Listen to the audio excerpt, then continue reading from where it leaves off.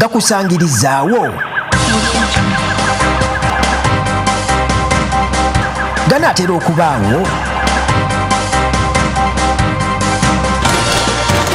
oba owulira mawulire kuba bukuba essimu eri ekizungirizi kyakigudde waani wonna wooli kijja kutuukako.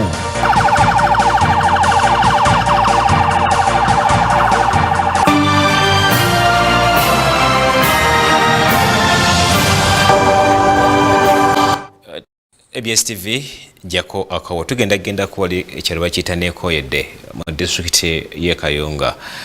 Omuvubuka avudde mu mbeera nate nayo kinyumba kana nga abaana babiri bafiiriddemu. Mawulire ga nnaku naye n'omuvubuka naye talutonze naye Njaga kye kimu ku kisongeddwamu nnyo olwo okuba nate nga abavubuka ensanyi zino oboolyawo kye kibadde kimutembya ejjoba.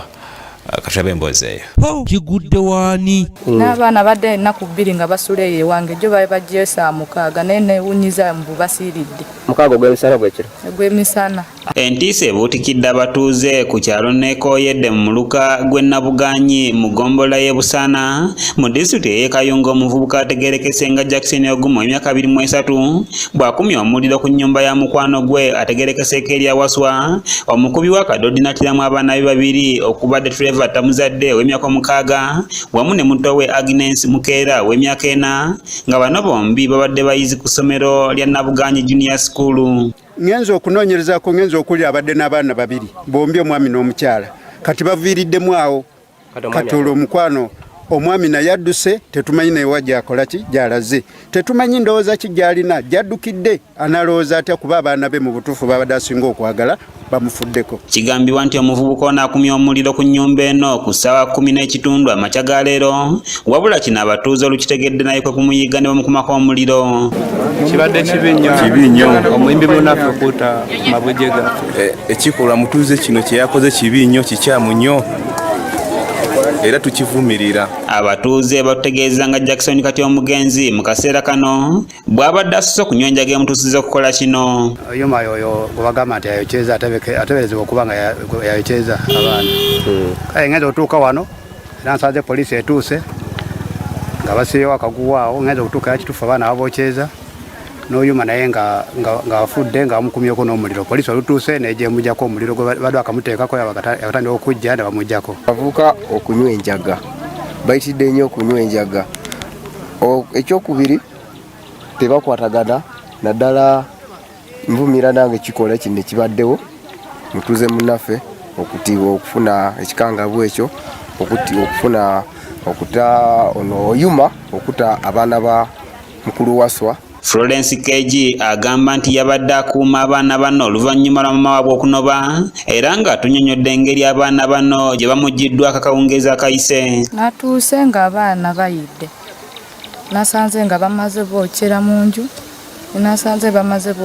nju tetwategedde mbu bali mu nnyumba twasoose kunyoonyereza bange yagenze kulaba nga abaana babamaze bookera mu nnyumba.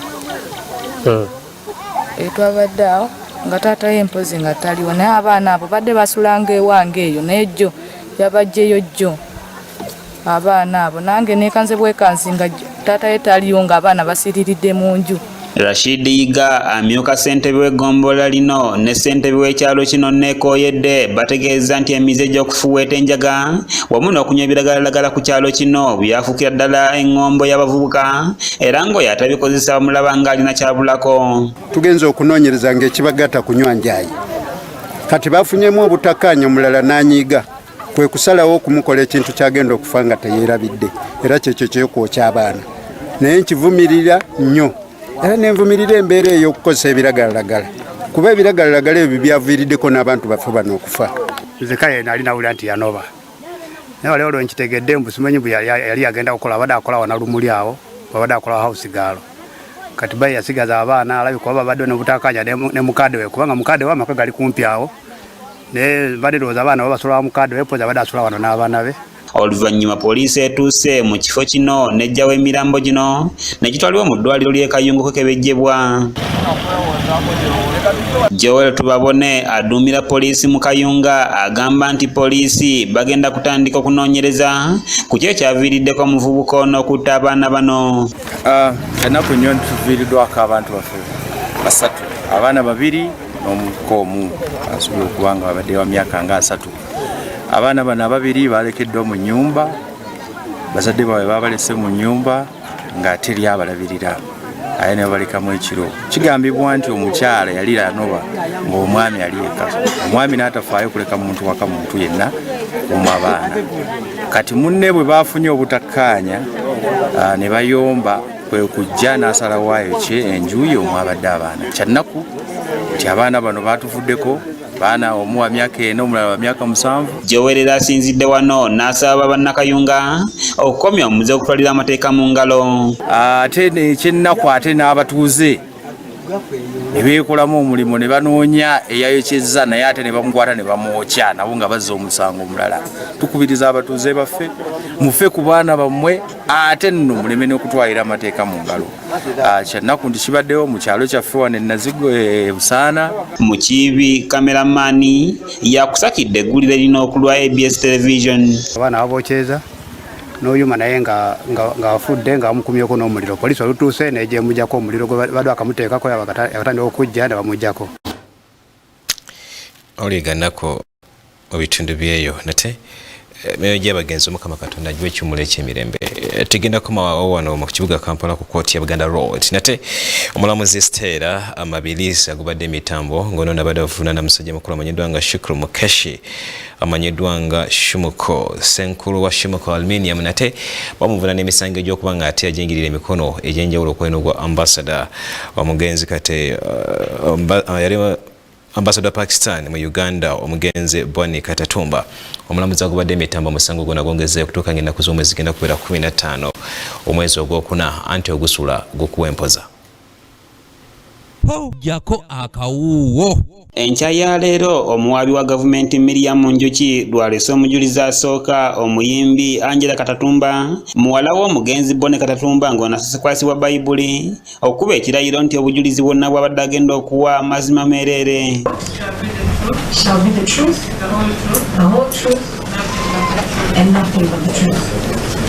Angela Katatumba ategeezezza kkooti ng'omugagga Shukula Makeshi bwe yajingirira ekiwandiiko ng'ennaku z'omwezi 17 omwezi ogwokuna 2017 ekyali kiraga nga famire yaabwe bwe yawaayo hotel diplomat esangibwa Muyenga nga kigambibwa nti ekiwandiiko kino omugenzi Bone Katatumba yakisaako omukono. Judgment in our favor by Justice Henry Mputa where he declared all the properties back that were fortunately put in Chuk's names back and Katatumba's names. So I can base that on that judgment.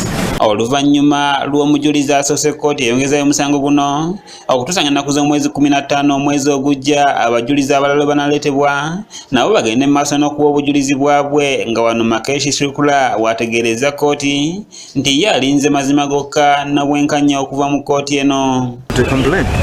I didn't see any complainant. Did you see any? There was a ghost.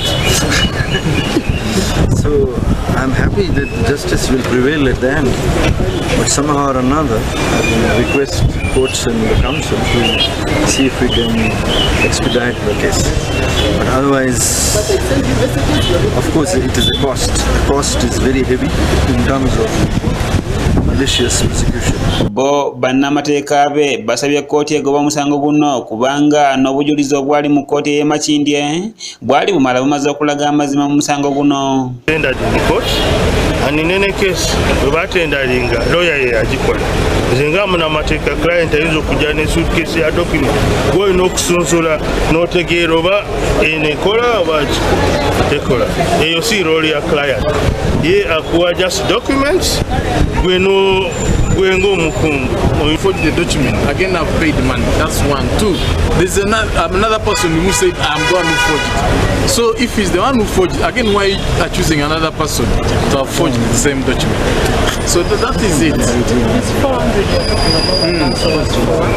That when they presented to him that document, the fraudsters, he paid them. They said now everything is done, you pay this money. Katatumba agamba nti siba kupowa ku musango guno newankubadde nga balooya bamakeshi bagezaako kulaba nga babuzabuza emisango gye baawaaba. Mukesh is the one who is being accused for uttering and forging a document in court and Makindye court in an illegal attempt to evict us from Hotel Diplomat, which the Justice Henry Peter Adonyo ruled in our favor.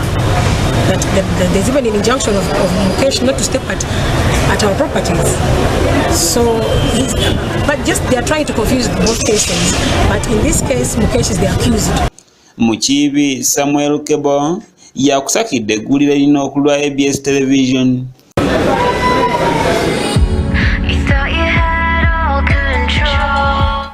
ABS TV jakakawa kade katwala kanti ndiggwa nate timu y'eggwanga lyattu ya Uganda Cranes nate balimu kubanga beteekateeka okulaba nate nga balagana ne club okuva munda mu ggwanga erya Tanzania mu kwetegekera empaka za AFCON ezinabira munda mu ggwanga erya Tanzania. Jako akawuwo.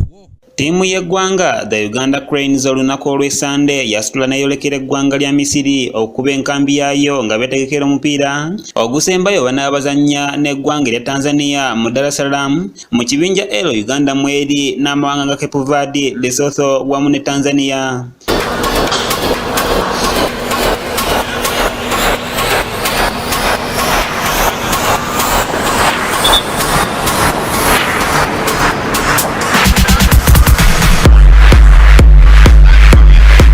Uganda yayitawo dda okwesogga empaka ez'akamalirizo ezigenda okubeera mu ggwanga lino lyennyini erya Misiri gye bakyadde n'okukuba enkambi omwaka guno wabula nga bamalayo emipiira gyabwe egy'ekibinja so nga yo Tanzania n'eggwanga lya Cape Verde balina emikisa egy'enkana okwegatta ku Uganda.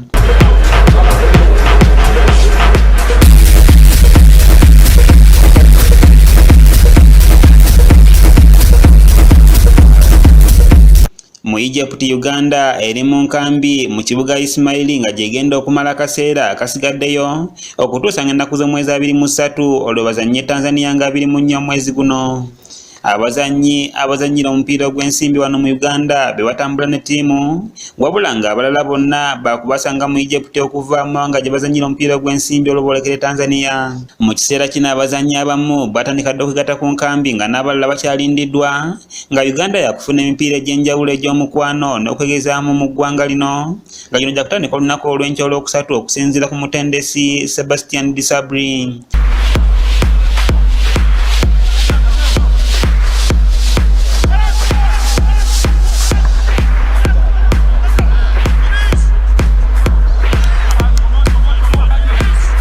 Abazanya bagenda okujjuza tiimu yasitula okuva wano kuliko Dennis Masindo Nyango, Robert Odonkara, Salimu Jamal, Murshid Juko, Joseph Ochaya, Chrysostom Ntambi, Nicholas Wadada, Khalid Aucho, Milton Karisa, Moses Opondo, Faruku Mia, Emma Okwi, Edrisa Lubega ne Muhammad Shaban.